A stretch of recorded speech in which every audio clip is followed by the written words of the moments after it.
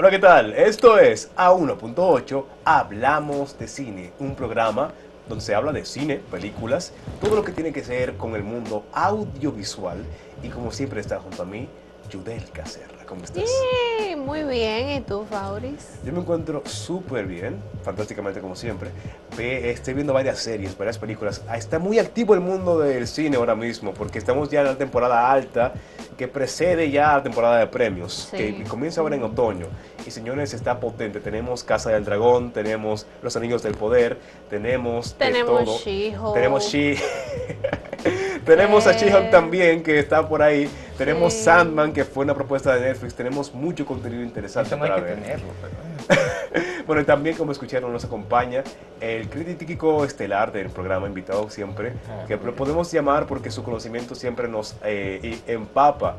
Y de verdad es un placer hablar con él sobre cine, porque se nota que él ama el cine, ama las películas, y está con nosotros Ángel Yo empapo L. Peña. como la lluvia. Peña.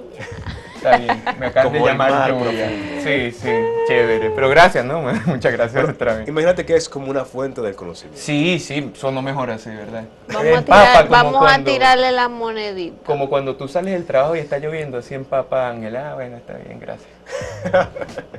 Bueno, depende de cómo tú lo quieras tomar. Sí, mejor así, ¿verdad? Pero Claro, sí. claro, pero tenemos como para hoy un tema interesante. Es un director de cine que dejó su marca en lo que es el cine latinoamericano y en español.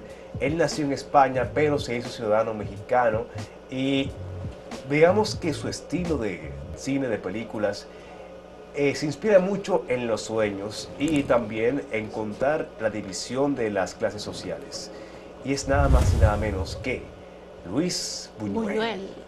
Señoras y señores, las películas de este hombre son un poquito, no son tan accesibles porque su cine es algo antiguo y es algo, o sea, aparecen en YouTube sus películas, Parecen pero todas sí, casi. en Parecen YouTube. Parecen casi todas. todas. El perro andaluz, El perro andaluz, tú lo un charro encuentras andaluz, claro. en YouTube. Y es una película, un cortometraje esencial que aparece en cada clase de cine De que puedas cine, ver en cualquier sí. parte del mundo. Hay que Pasamos ver por un perro ella andaluz. en las aulas de la universidad definitivamente. Claro, no puede faltar nunca esa clase que te diga, ¿y ustedes qué entendieron de este cortometraje?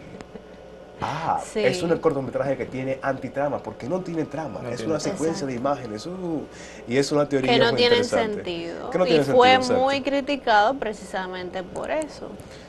Pero la escena más icónica de este cortometraje es la del famoso La del ojo. ojo.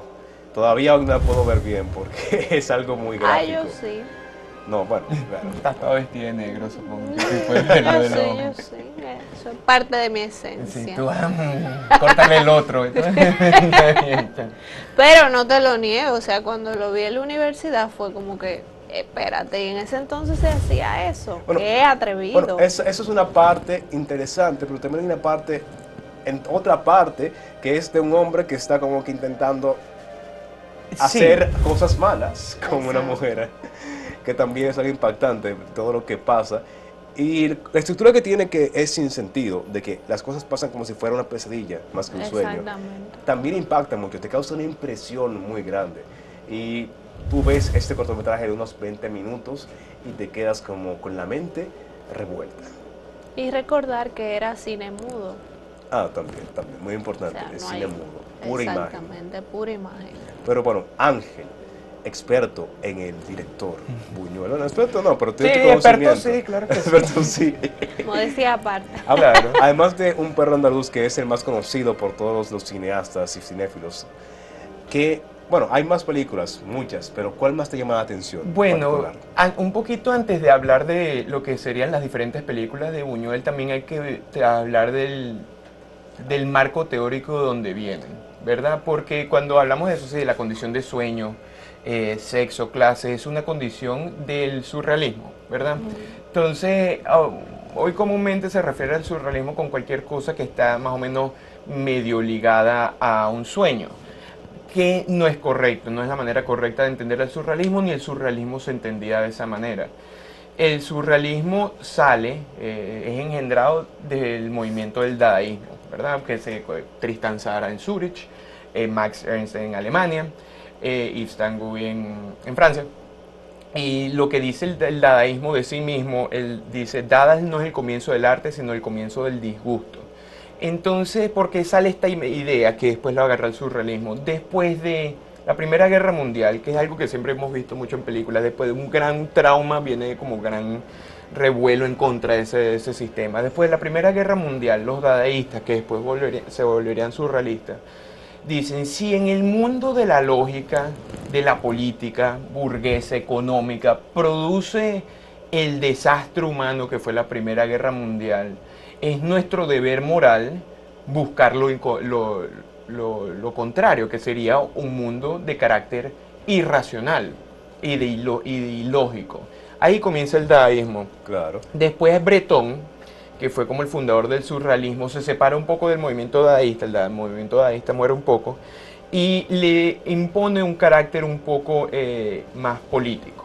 Y entonces uno tiene que entender que el surrealismo como elemento artístico es el tratar de la combinación de dos proyectos, un proyecto freudiano y un proyecto de carácter marxista. ¿Qué quiero decir con esto? Un proyecto de carácter onírico y de sueño y un proyecto de carácter de clase. Claro. Estos movimientos ambos surgen en la pintura primeramente. Sí, en la pintura. Evolucionan para el mundo audiovisual. En ensayos, en pintura, pero todavía no habían conseguido en el surrealismo una película, o sea, no se tenía. Y llega este personaje, Buñuel, que era muy conocido en el mundo modernista, era mejor amigo de García Lorca, y conocía a Dalí, eran amigos también. Que trabajaron juntos Trabajaron en esa película. juntos. La manera que se creó esa película fueron dos ideas. Un sueño de Buñuel, que fue el del ojo, y un sueño de Dalí, que era donde salían las hormigas de la mano. ¿Verdad? Entonces, a través de eso comienzan a crear esta película, que es muy importante porque para hacer un cortometraje impactó el mundo cinematográfico. O sea, desde el primer momento que tú ves esa apertura del ojo, que pasa la nube así, tú sabes que tú estás viendo algo de carácter bastante especial. Pero esas primeras dos películas, hay dos primeras películas que más o menos son más de carácter surrealista de Buñuel, que es Un Chien Andalou y L'Âge d'Or, que es la Edad de Oro. Que también habla de esto. Sí, el proyecto freudiano es la condición de sueño y el proyecto marxista la condición de clase. Ahí conseguimos las primeras críticas que comienza a hacer de verdad de manera fuerte contra todos estos sistemas. Porque Buñuel siempre fue anticlérico. Anticlérico no es que no iba a la iglesia, anticlérico militante, que si él veía un cura en la calle posiblemente le escupía, ¿verdad? Y era bastante radical en términos de clase. Aquí, y sus enemigos particulares siempre van a ser y siempre han sido la burguesía, la iglesia y la aristocracia. Y en L'Âge d'Or conseguimos por primera vez como este ataque, una película más larga, este ataque directo y en el uso de rituales, cómo se ven los rituales en relación a la sociedad. En este caso es un ritual que la burguesía quiere interrumpir, es una relación entre dos personas, ¿verdad?, que quieren consumar su amor a través de un acto sexual, y siempre elementos de la burguesía, de la iglesia, de la aristocracia los quieren separar, apartar, ¿verdad? Y a través de esto ahí lo que se llama en el surrealismo automatismo psíquico, son imágenes en relaciones directas una con la otra. Por ejemplo, lo separan una de las escenas de su mujer y él ve a la mujer y después se le imagina que está en el baño, imagina que el papel toalé está en fuego y después imagina una imagen de lava, ¿verdad? Son elementos que tienen una lógica de sueño que hasta cierto punto hasta uno lo puede entender, o sea, de la línea que tiene, pero lógica y narrativamente no la tienen. Y desde ese primer momento conseguimos al Buñuel que tiene un ataque directo y puro contra el elemento burgués, que siempre se va a mantener. Y yo siempre he dicho que Buñuel, esto no lo he visto en muchos sitios, viene de una línea igual que sería, por ejemplo, el Quijote de Cervantes. ¿Por qué? Porque el Cervantes de Quijote, como yo lo entiendo, es el representar todo el absurdismo y todo el carácter irracional de los antiguos rituales de la aristocracia, ¿verdad? Entonces, si estos antiguos, por eso Don Quijote ataca a Molinos, etcétera, etcétera, porque ese es tan absurdo y tan irracional que es inentendible. Al igual que Cervantes hace esto con el Quijote, Buñuel trata de retratar el mismo absurdismo a través de los rituales y las maneras del mundo burgués, ¿verdad? Y es muy importante porque esas fueron las dos primeras películas que hace en Francia. El L'Age d'Or estuvo prohibida hasta 1981 porque unos derechistas de una organización que se llama el Frente Francés Patriótico, creo que se llama, lanzaron bombas molotov y cosas, etc. Llega la Guerra Civil Española. Llega la Guerra Civil Española, a Buñuel le matan a uno de sus mejores amigos, le matan a Lorca, él se tiene que autoexiliar y Dalí se vuelve un traidor y comienza a hacer mejores amiguitos con Franco. Ahí es cuando llega a México, ¿verdad? Y México es el momento más productivo de la época del cine de Buñuel, en donde hace la mayor cantidad de películas. Y con todas las restricciones que uno tiene, porque tú estás llegando a México, no puedes hacer lo mismo que hiciste en L'Age d'Or o un Chien Andalou. No puedes porque hay restricciones financieras, él antes hacía dinero que te los pedía prestado, con patrones de arte, ya no es lo mismo. Y ahí comenzamos a ver ya al menos una línea narrativa un poco más limpia en las películas de Buñuel. Sin embargo, él siempre mantiene estos elementos oníricos durante todas estas películas. Entonces, una de las películas más importantes de ese periodo, son varias, pero la que más conocen y que fue votada mejor película mexicana son Los Olvidados. Los Olvidados, una película que un profesor de teoría del cine que tenía, siempre la mencionaba porque era una película que mostraba una realidad muy cruda de lo que era la pobreza. En ese contexto histórico, México tenía un cine que era sobre los pobres, pero era más o menos enalteciendo la humildad del pobre. Que el pobre es Era un cine bueno, que romántico. humilde. Era romántico, sí. Era un cine Veía la romántico. pobreza de una forma así romantizada. Claro. Pero viene Buñuel y te crea esta historia sobre la pobreza que te muestra una realidad más cruel, más cruda, de lo que, no, ser pobre es bien porque yo soy humilde y trabajo. No, porque es una realidad más fuerte. o sea, lo que yo creo que Buñuel quiere decir en ese momento es que no hay necesariamente un valor en pobreza, por eso es malo. Y produce elementos que obviamente son violentos, egoístas hasta cierto punto, y al principio de la película te hacen un pequeño monólogo que dice, esta película, más o menos, estoy parafraseando, estos eventos no van a terminar bien, no van a terminar bien porque esto es al menos tratando de ser un documental de las condiciones sociales que existen en México.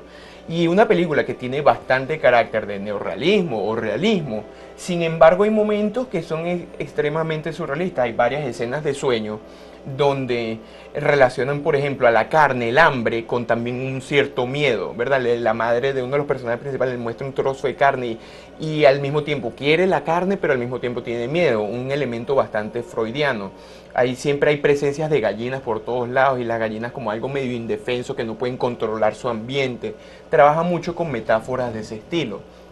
Entonces hay varias películas de Buñuel durante ese periodo mexicano que son similares en ese caso. Pero antes de que tú pases a otra, hay que mencionar que en el caso particular de Los Olvidados, yo no sé si saben que la UNESCO tiene un programa que se llama Memorias del Mundo y esta película es una de ellas. O sea, solo la han conseguido pocas. Está Los Olvidados, está Metrópolis y está El Mago de Oz. Y este programa lo que hace es básicamente almacenar cosas que consideran parte fundamental de la historia de la humanidad. Sí, como patrimonio mundial. Exactamente, y esta película de hecho es una de ellas. Sí, no, porque sí tiene, o sea, en todos los sitios la votan mejor película mexicana, etcétera, etcétera. Pero Buñuel, a pesar de que tiene una línea narrativa más limpia en esta película, siempre regresa a algo que le interesa, que es esta condición de sueños como representante del orden simbólico en relación al orden social. Perfecto. ¿Verdad? Porque el surrealismo también, ¿qué es? El surrealismo es una expresión de una condición interna hacia el externo, en la relación entre el subjetivo y el objetivo y cómo se encuentra en porque surrealismo significa suprarrealidad, más real que lo real. Así es. Y es a través de esta lógica de sueños que nosotros podemos encontrar al menos una condición de verdad en estos elementos. Hay que hacer una pausa ahora mismo, señores, así que vamos a guardar toda esa información ahí. Y seguiremos aquí en 1.8, hablamos de cine, tras la pausa.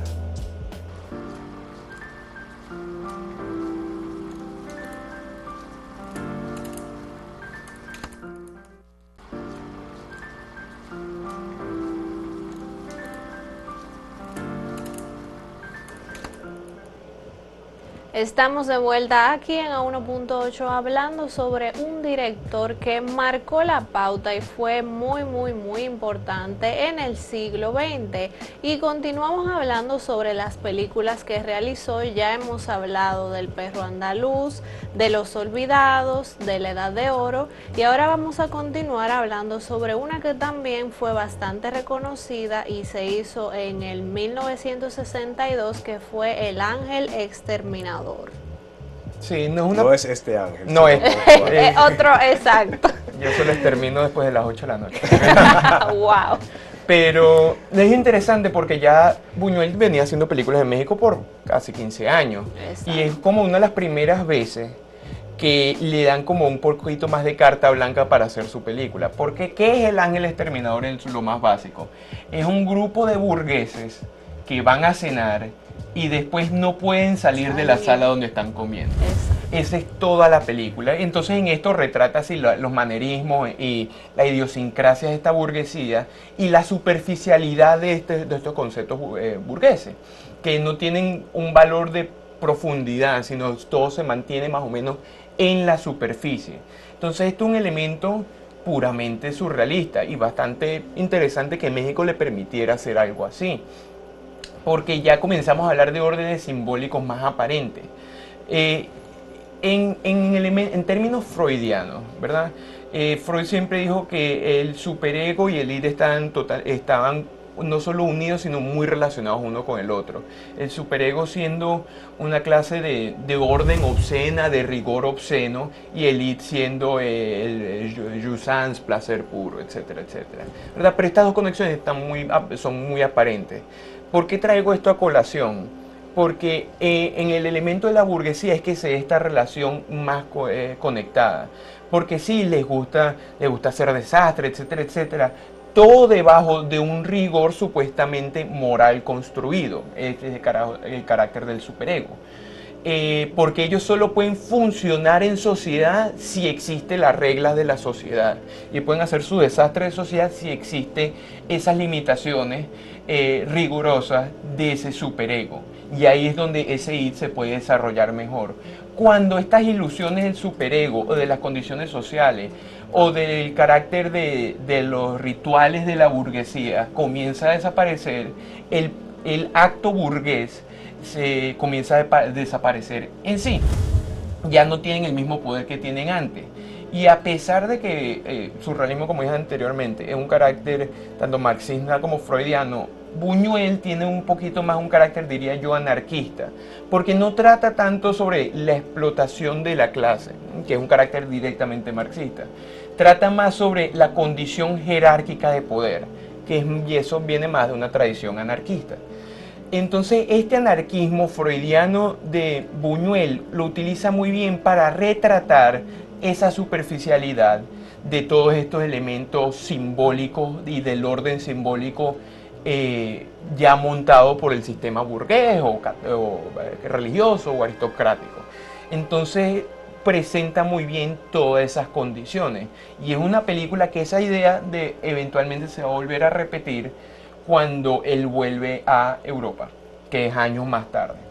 Pero por estos momentos, al menos, aunque tenía caracteres más narrativos, es este primer momento que otra vez volvemos a ver a Buñuel más abierto en términos de elementos narrativos. Después él iba a hacer una película que se llama Simón del Desierto, que es una película incompleta que también tiene estos elementos que son mucho más obscenos en descifrar esta condición de poder.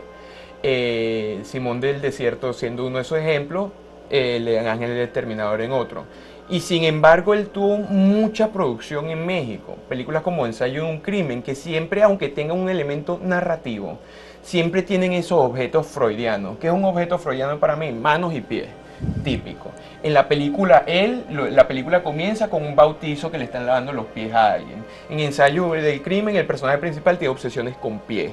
Todos estos objetos freudianos se introducen en todos los elementos y todas las películas de Buñuel, de una manera u otra. durante el tiempo mexicano. Después, Que yo creo que incluso no fue en él que el protagonista se enamora de una mujer por el tema de cuando le vio los pies. porque le ve los pies, eso es algo que también desde Leach de lo está haciendo, Exactamente, que una mujer le lame el pie a una exacto, estatua. que en él, el protagonista, la mujer era como de un amigo suyo, y al él enamorarse de los pies de la mujer, pues él le quita a la mujer y decide casarse Sí. con ella. Incluso es un tema de fetiche que siempre lo relaciona mucho hasta con Tarantino. Sí, sí, Tarantino, o sea, porque para mí sí, Tarantino de verdad el que tiene el fetiche es Tarantino. Exacto. ¿Verdad?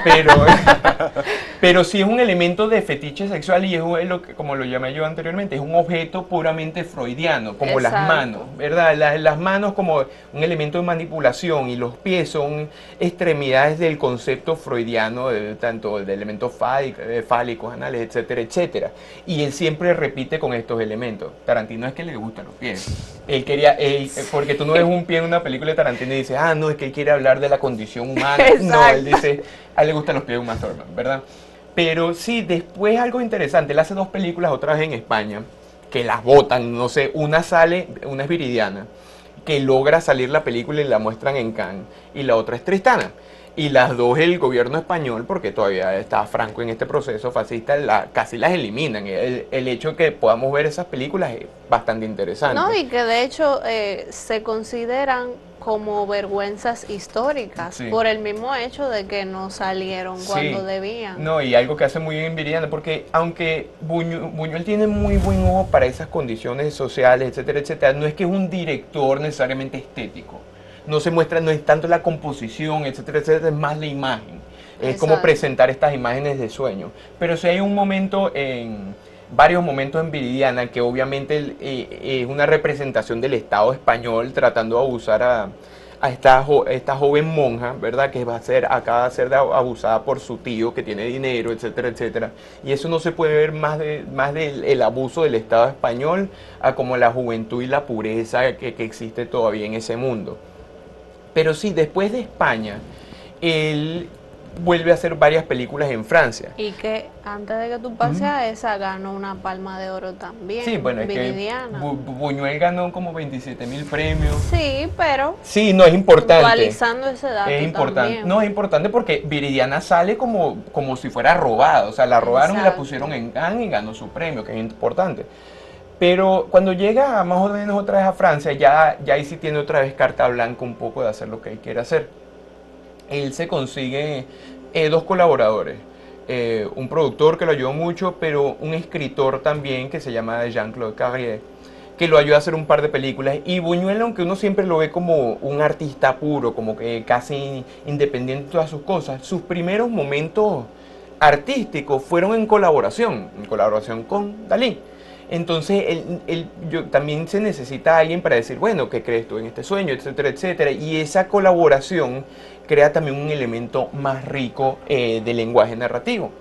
Entonces, en Francia él hace varias películas, una siendo Belle de Jour, que con Catherine Deneuve, que trata sobre una mujer más o menos burguesa, muy bonita, etcétera, etcétera, que ella quiere ser solo trabajadora sexual en las tardes. Y entonces trabaja eso, es como es fársico, es picaresco, es muy cómico. Y es una buena película, pero cuando uno habla de Buñuel en su época de Francia, la más grande y la más representante sería El discreto encanto de la burguesía, que ganó un Oscar a mejor película extranjera. Exacto. Y El discreto encanto de la burguesía, yo sé que la gente dice que es inaccesible, a mí no me parece, a mí me parece que es una comedia por donde tú la pongas, porque es todas las ridiculeces del burgués, cómo hacen para vivir en su vida. Y la película trata de algo muy sencillo. Un grupo de 6 amigos burgueses siempre se tienen que conseguir para comer y nunca comen, ¿verdad? Entonces la película sí tiene una narrativa medio extraña, nunca se sabe si es un sueño o es la realidad lo que está pasando en este mundo, pero retratan toda la superficialidad de ese elemento burgués simbólico. Y al atacar este elemento burgués, le quita un poco el misticismo que tiene, de la importancia que la burguesía se siente a sí mismo. Ellos dicen, sí, es que somos burgueses porque somos importantes, porque producimos y trabajamos, etcétera, etcétera. Y el tratar de demistificar esa condición burguesa la muestra por lo que es: juvenil, superficial, arrogante. Y hay muchas escenas que, particularmente en El Discreto Encanto, que se interrumpe un poco la narrativa para ver a estos 6 amigos caminando como en una calle. Y la calle no lleva a ningún sitio y nadie sabe para dónde están caminando. Y eso lo repiten como 2 o 3 veces en la película. ¿Qué es lo que yo creo que quiere decir Buñuel en este momento? Que la burguesía en sí no tiene sentido, no tiene orden ni desorden. Y al menos este tipo de burguesía, no quizá la burguesía de más carácter marxista, que habla más de la explotación, del proletariado, sino estos sistemas de rituales burgueses, no tienen ningún sentido. Y son más allá de eso, son juveniles, porque siempre lo muestran. En un momento no pueden comer porque dos de ellos fueron a tener relaciones en el jardín. Y en otra no pueden comer porque el restaurante no tiene ni café, ni agua, ni té. Y después van introduciendo elementos así, el elemento militar, el elemento clérigo, y como todas estas condiciones que ellos se mantienen como cierta supuesta tradición, son últimamente superficiales, no tienen ninguna base, y por eso siguen repitiendo esa escena donde estos burgueses no van a ningún sitio. Es un tren que no lleva a nadie y no lleva a ningún sitio. Esa superficialidad de la burguesía es una de las condiciones más importantes de Buñuel. Y sin embargo, hay una crítica que se llama Pauline Kael, que trabaja para el New Yorker, que ella habla del discreto encanto de la burguesía como diciendo, este siempre fue el enemigo único de Buñuel, el enemigo que él más odiaba y el elemento clérigo, pero ya llegó un punto que hasta les da risa en lo que es el burgués, porque antes era, por ejemplo, con Lash de Oro era mucho más violento y con El Ángel Exterminador, ya ella dice que es como tener un perro que te ladra pero está viejo, que hasta uno hasta le ríe las gracias y las estupideces, porque Buñuel quizás vio que, bueno, que la burguesía iba a continuar después de él, pero eso no la hace menos ridícula. Entonces ya tiene una mano un poco más ligera en tratar la burguesía, no más ligera en el sentido de que la critica menos, sino que la ridiculiza más. Lo que antes era un ataque más violento, ahorita es como, no hay ni que prestarle atención. Mira lo ridículo el sistema de tradiciones que tiene el sistema burgués. Increíble, es algo impresionante. Claro. Ángel, ya por ahora no tenemos más tiempo en este programa de hoy.